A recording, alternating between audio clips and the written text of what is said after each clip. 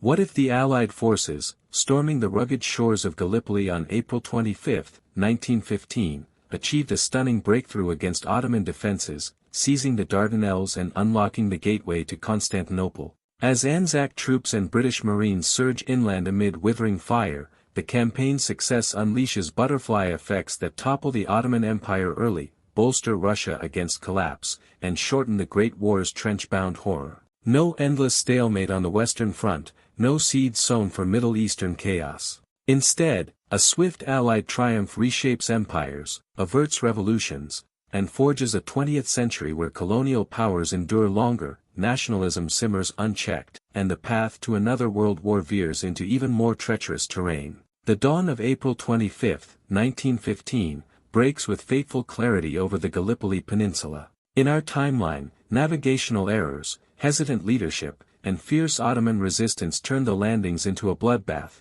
Anzac troops at Ari-Berneau scrambled up wrong cliffs under murderous fire, British forces at Cape Helles bogged down on fortified beaches. By nightfall, gains measured in yards, casualties in thousands. Here, precision prevails. Admiral de Robec's fleet, benefiting from clearer reconnaissance and aggressive minesweeping overnight, silences coastal batteries before dawn. General Sir Ian Hamilton commits reserves immediately rather than hesitantly. At Anzac Cove, Australian and New Zealand troops, guided by corrected maps, land on the correct beach and surge inland before Mustafa Kemal's 19th Division fully assembles. By noon, they seize Chinook Bear and Baby 700, dominating the Sari Bear Ridge. At Cape Helles, the 29th Division storms V&W beaches with overwhelming naval bombardment, Queen Elizabeth's 15-inch guns pulverizing wire and trenches. Covering fire from destroyers pins Ottoman defenders,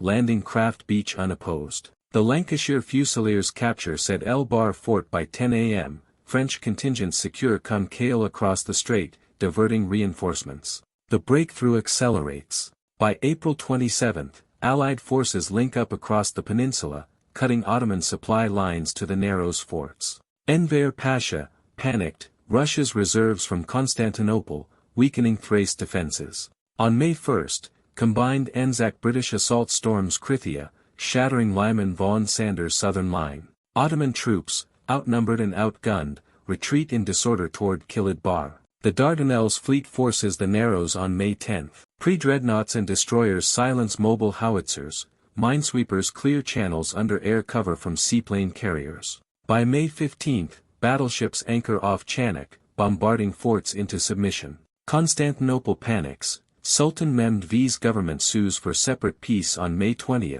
offering free passage to the Black Sea. Russia breathes. Allied convoys resume immediately, delivering munitions and grain to Odessa and Archangel. Brusilov's armies, unstarved, hold Galicia against Austrian offensives. The Tsarist regime stabilizes, Nicholas II avoids abdicating amid battlefield successes. Lenin, stranded in Switzerland without German facilitation, fades into obscurity. The Ottoman collapse cascades. Arab revolt ignites earlier and stronger. Sharif Hussein declares independence in June 1915 with British arms flowing freely. Enver's Young Turks fracture. Coup in Constantinople installs pro-Allied government by July. The empire sues for armistice in August, ceding Arabia, Palestine, and Mesopotamia to British spheres, Armenia to Russia. Germany reels. Loss of Ottoman ally severs Baghdad railway, oil shortages bite earlier. Falkenhayn redirects troops from east to plug gaps, weakening Verdun planning. Britain, freed from Gallipoli drain, reinforces Western Front sooner. Somme offensive launches with greater artillery in 1916. The war shortens dramatically. Russia, sustained by supplies, crushes Austria-Hungary in 1916 Brusilov breakthrough. Vienna sues for peace in September, Berlin follows by November after failed spring offensive. Armistice signed Christmas 1916, 2 years early. Casualties fall by half, no Somme slaughter, no Verdun grinder. Europe avoids demographic abyss. Colonial troops return empowered but loyal. The butterfly effects ripple. Ottoman early fall redraws Middle East without Sykes-Picot secrecy. Russia endures as constitutional monarchy. An Allied victory, swift but incomplete, plants seeds for revanchist resentments in a world spared total exhaustion but denied total reckoning. The beaches of Gallipoli, once graveyards, become gateways to earlier peace, and unforeseen futures.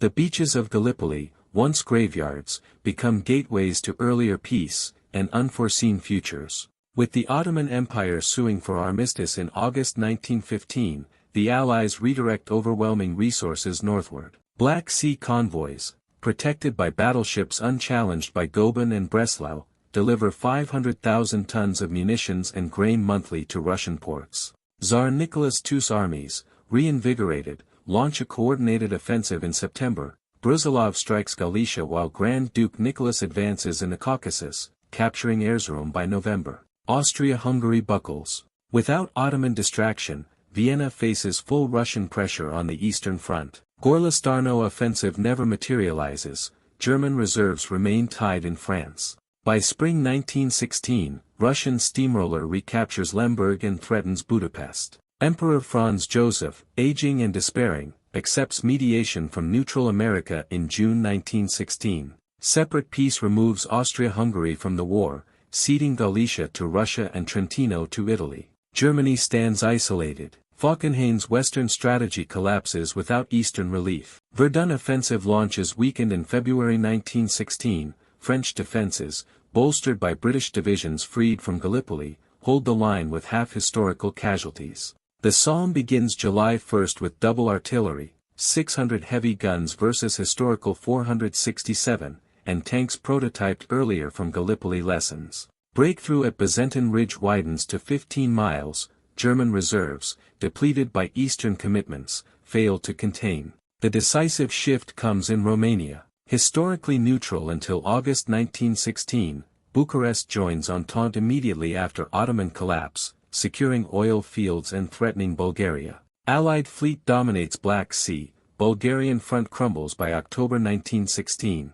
Sofia sues for peace, isolating Germany completely. On the Western Front, Hindenburg and Ludendorff, elevated early, execute defensive shortening but lack manpower for counterstrokes. British Empire forces swell, Anzac divisions, battle-hardened from Gallipoli victory, arrive en masse, Indian troops reinforce without Mesopotamian drain. By November 1916, Allied offensives pierce Hindenburg line near Cambrai, tanks in hundreds, not dozens, exploit gaps. Kaiser Wilhelm II, facing naval mutinies and food riots, authorizes unrestricted submarine warfare in January 1917 as last gamble. Yet without American provocation from earlier sinkings, U.S. remains neutral. Wilson's mediation efforts gain traction. Berlin accepts armistice terms in March 1917, withdrawal to pre-war borders, demilitarization of Alsace-Lorraine, independence for Poland under Russian protection. The Great War ends after 32 months.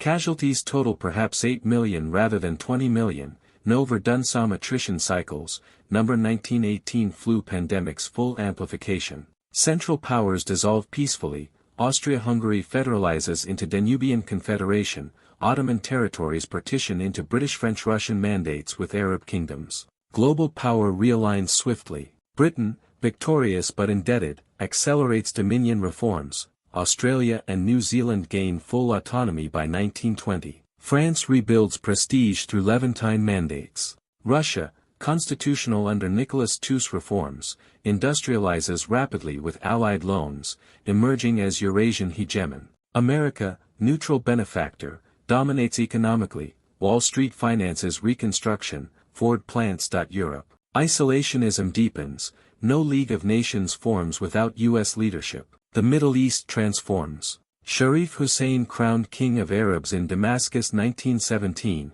British mandates in Iraq and Palestine administered lightly. No Balfour Declaration's full commitment, Jewish settlement slower, tensions muted. Oil flows early to Allied markets, fueling 1920s boom. By 1918, the world order crystallizes, a tripolar balance of British maritime empire, Russian continental sphere, and American economic colossus. Germany, humbled but intact, rebuilds industrially under constitutional monarchy. Colonial subjects, inspired by victory narratives, demand reforms sooner, setting the stage for accelerated independence movements amid fragile great power détente. where Gallipoli's triumph spares immediate slaughter but sows seeds for future imperial fractures in a century defined not by total war's exhaustion, but victorious powers' overreach.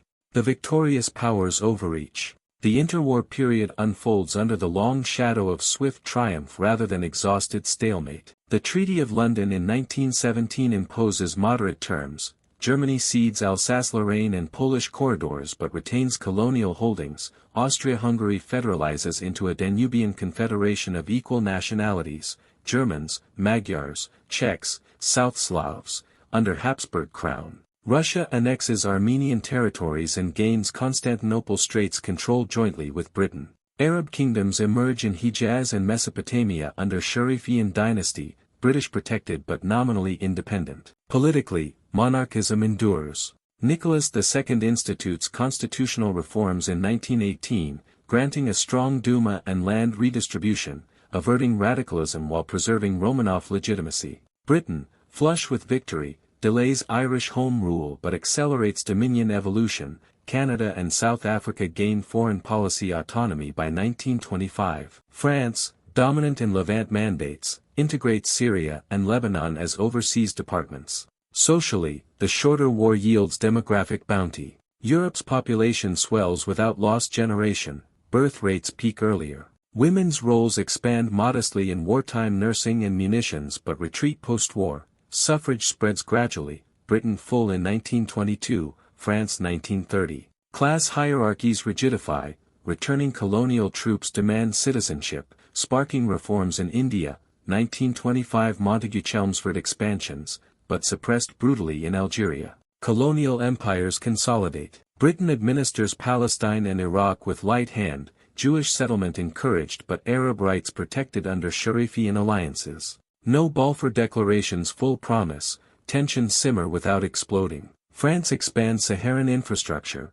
Belgium retains Congo rubber wealth unchecked. Decolonization delays, Indian independence postponed to 1940s amid loyalty rewards. Technology diverges. Without prolonged trench urgency, tanks remain experimental, armies prioritize cavalry and artillery. Aviation booms from Gallipoli seaplane lessons, commercial routes cross Mediterranean by 1920, transatlantic zeppelins 1928. Radio unites empires, BBC broadcasts reach Delhi nightly. Chemical industries focus civilian, fertilizers revolutionize agriculture, averting famines. The 1920s see economic golden age. Russian grain and oil, British mandates petroleum, German industry fuel boom. Wall Street finances reconstruction without war debts, 1929 crash milder, contained by coordinated central banks. Art Deco flourishes globally, skyscrapers in Constantinople rival New York. By the 1930s, strains emerge.